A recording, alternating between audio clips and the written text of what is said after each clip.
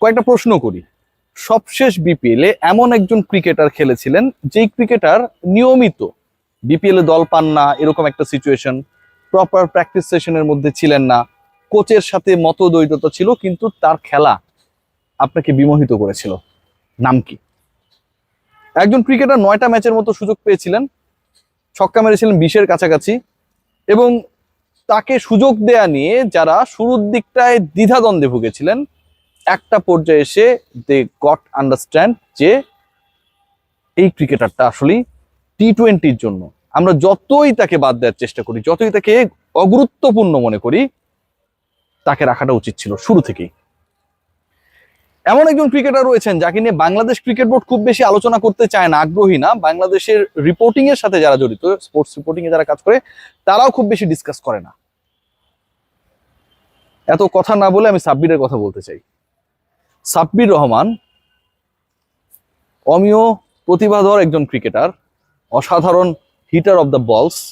এখন আমরা শামীম পাটোয়ারিকে দেখি, জাকের আলী অনিককে দেখি, তানজিদ হাসান তামিমকে দেখি, পারভেজ হোসেন ইমনকে দেখি, এবং আমরা মিডল অর্ডারে বাংলাদেশের প্রপার ব্যাটারের শূন্যতাও দেখি। সাব্বিরকে নিয়ে তারপরও কেন আমরা কেউ ভাবতে চাই না? আপনারা অবাক হবেন যে বাংলাদেশ ক্রিকেট বোর্ডের কোনো প্রোগ্রামসের মধ্যে সাব্বির রহমান এই মুহূর্তে নেই। কদিন আগে যখন ফোনে কথা বললাম, আমি তাকে কল দিয়েছিলাম, সাব্বির যখন ফোনটা ধরলো, ধরার পর তার অভিব্যক্তি বা কথা বলার ধরনটা অন্য কেউ হলে আমি শিওর সে ধরতো না। সাব্বিরকে ইন্টারভিউ নিয়েও কেউ জিজ্ঞেস করতে পারেন যে ঘুম ভাঙা ভাঙা আদো আদো ঘুম, এই দুপুরবেলা এরকম টাইপ একটা সময়ে। আমি সাব্বির তুমি কোথায়? সাব্বির বললো ভাই আমি দেশের বাইরে ক্রিকেট খেলার জন্য আসছি। কোন একটা দেশে গিয়ে হয়তো মাইনর ক্রিকেট, মাইনর কাউন্টি বা লিগস গুলোতে খেলার চেষ্টা করছেন। বাংলাদেশের একজন ক্রিকেটার গত বিপিএল এ 18টা ছক্কা মেরেছেন। আপনার তো ছক্কা মারা ব্যাটার দরকার। গামিনী ডি সিলভার উইকেটে ছক্কা মারতে পারবে বা পারবে না, তার থেকে বড় আলোচনা হচ্ছে ছক্কা মারা ব্যাটার দরকার। আপনার এমন একজন দরকার যে হচ্ছে টি-20-তে আপনার দলকে যে কোনো সিচুয়েশন থেকে মোমেন্টামকে চেঞ্জ করে দেওয়ার ক্ষমতা রাখে। এমন একজন ক্রিকেটার দরকার যাকে আপনি যে কোনো পজিশনে ব্যাটিং করাতে পারবেন। সেই ক্রিকেটারকে আপনি কোনো প্রসেসের মধ্যেই রাখেন না, কোনো হিসাবের মধ্যে তাকে রাখেন না, তাকে কাউন্ট করেন না। আমরা যখন মিডিয়ায় কথা বলি তখন বলেন যে হ্যাঁ সে তো আমাদের চিন্তা ভাবনার মধ্যে আছে। এই যে বাকবাকুম পায়রা মাথায় দিয়ে টায়রা টাইপের কথাবার্তাগুলো ক্রিকেট বোর্ডের ডাইরেক্টররা বলে, সেই আলোচনায় গেলে সেই কথাটাই বলবে, লাইক সাকিব আল হাসান ইস্যুতে যেভাবে তারা বিভিন্ন সময় বিভিন্ন বুজুং ভাজুং বুঝ আমাদেরকে দেয়। কেউ কি কোনোভাবে একটা প্রশ্নের উত্তর খোঁজার চেষ্টা করবেন? Bangladesh cricket board, cricket operation selection প্যানেলের সাথে যারা জড়িত, সিলেকশন প্যানেলের কাজ তো শুধুমাত্র জাতীয় দল সিলেকশন না, অন্য খেলাগুলো দেখা। সাব্বির কেন কোথাও নেই? এই যে আপনারা নুরুল হাসান সোহানদেরকে এই দলের সাথে অস্ট্রেলিয়ায় পাঠাচ্ছেন, রাইট? কেন পাঠাচ্ছেন? দ্য রিজন ইজ দ্যাট তারা যেন প্রিপেয়ার্ড হয়ে এশিয়া কাপে অংশ নিতে পারে।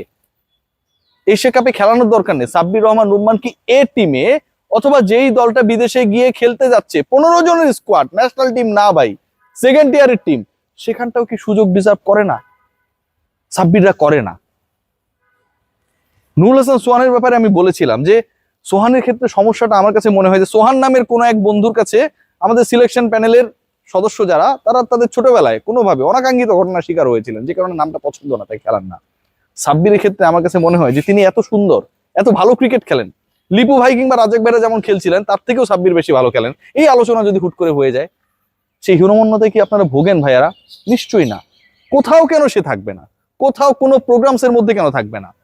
আপনি নাসিরকে নিয়ে কথা বলতে পারেন যে খুব ভালো ক্রিকেট খেলে বাংলাদেশের কোনো ডোমেস্টিক সার্কিটে নিজের নাম উজ্জ্বল করেছে, এরকম কোনো কিছু নেই, যে কারণে আমরা রাখছি না।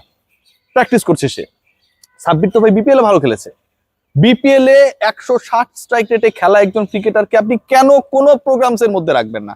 সেই ছেলে যে বাংলাদেশে নাই এই খবরটাও কি আপনারা রাখেন না? কষ্ট হয়, দুঃখ হয় জানেন, যে আমরা অনেক ক্রিকেটার, অনেক প্রতিভা খুঁজি, আমরা মিডল অর্ডারের ভ্যাকেন্সির জায়গায় তাহিদ হৃদয় খারাপ করলে তাকে কাকে খেলাবো?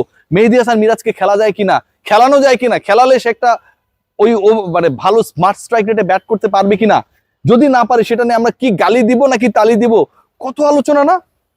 অথচ আমরা ওই 4-5-এর জায়গাটাতে সাব্বির রহমান রুম্মানকে আমরা অ্যাকোমোডেট করতে পারতাম, চেষ্টা করতে পারতাম, অন্তত বাইরে যে দলটা যাচ্ছে তার সাথে সুযোগ দিয়ে দেখতে পারতাম যে সাব্বির কেমন করে।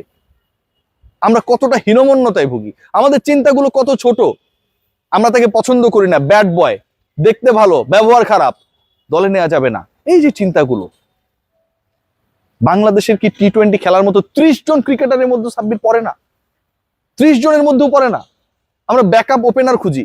সাকিব আল হাসান একটা দারুণ কথা বলেছে যে টি-20তে আসলে কোনো স্পেশালিস্ট পজিশনে কারো ভূমিকা বলে কোনো কিছু নেই। 20 ওভারের ক্রিকেট, ওখানে গিয়ে শুরুতে অ্যাটাক করতে হবে। আপনি যদি সাব্বিরকে কখনো প্রিপেয়ার করতেন, ওয়েল প্রিপেয়ার করতেন, একবার আপনারা তারা নিয়ে গেছিলেন নিউজিল্যান্ডে, অস্ট্রেলিয়া থেকে তারা বাদ দিয়ে দিয়েছিলেন, প্রিপেয়ার করে নিয়ে যাননি, মনে হয়েছিল নিয়ে গেছিলেন। প্রিপেয়ার করতেন আপকামিং ওয়ার্ল্ড কাপে, আপকামিং এশিয়া কাপে, আপকামিং যে ট্রাই নেশন সিরিজটার কথা হচ্ছে না, সাব্বির রহমান ভালো করতো, আমি এই গ্যারান্টি দিচ্ছি। এবং তিনি যদি ভালো না করতেন, আমি আর কখনো তারা এনে রিপোর্ট করতাম না, আমি গ্যারান্টি দিচ্ছি। আপনি যাকে ওপেনিং এ খেলাতে পারেন, যাকে আপনি লেট অর্ডারে খেলাতে পারেন, যাকে আপনি ওয়ান ডাউনে খেলাতে পারেন, যাকে আপনি মিডল অর্ডারে খেলাতে পারেন, যাকে দিয়ে আপনি ছক্কা মারাতে পারেন, যেই ছেলেটাকে আপনি মোটামুটি ক্রিজে থাকলে এই কনফিডেন্সটা পেতে পারেন that he could bat over 150 strike rate, এত কিছু অপশনস, এতগুলো অপশনস থাকার পরেও বাংলাদেশের এই ক্রিকেটারটাকে নিয়ে after performing well in the BPL, unprepared অবস্থায় বিপিএল এসে পারফর্ম করেছে। রেসিডেন্সিয়াল স্কুলের মাঠে দৌড়িয়ে দৌড়িয়ে নিজেকে ফিট রাখার চেষ্টা করা সাব্বিরকে আমরা কেউ গোনার মধ্যে ধরি না। আমরা অনেক কিছু নিয়ে আলোচনা করি, সোহানদের নিয়ে আলোচনা করি, ডিজার্ভিং ডিসকাশন, অঙ্কনকে নিয়ে আলোচনা করি, he deserves to be discussed. কিন্তু আমরা সবশেষ বিপিএল এ ভালো করা, খেলার মধ্যে না থাকা একটা ক্রিকেটার খেলায় ঢুকে যাওয়া, সেই সাব্বিরকে নিয়ে আমরা কেউ প্রপার আলোচনাটা করি না। কত টিম হয়, কত ক্যাম্প হয়, এইচপি হয়, এটা হয়, ওটা হয়, এ টিম বাইরে যায়, ফিরে আসে, প্রিপেয়ার করি ফর ন্যাশনাল টিমস, কোথাও আমরা সাব্বিরকে সেই গুরুত্বের জায়গায় দেখি না। এতটাই কি অগুরুত্বপূর্ণ সাব্বির? আসলেই কি বাংলাদেশের 30-35 জন টি-20 ক্রিকেটারের তালিকা করলে কোনোটাতেই সে আসার অযোগ্য? আসলেই কি? I have doubt. বাট আমাদের নির্বাচকরা দে আর ডাউটলেস, তারা জানে সাব্বিরের দ্বারা কোনো কিছু হবে না। সবাই ভালো থাকবেন, আসলে বলার বেশি কিছু নেই। সাব্বিরের জন্য শুভকামনা। I really really miss Sabbir Rahman. বাংলাদেশের যে কোনো সেট আপে, ন্যাশনাল টিম হোক, এ টিম হোক, এইচপি হোক, বি টিম হোক, যে কোনো সেট আপে Sabbir Rahman could be a great solution for the national team যদি তাকে প্রিপেয়ার করতাম opening, middle order, late order, one down, যে কোনো জায়গায়। Take care.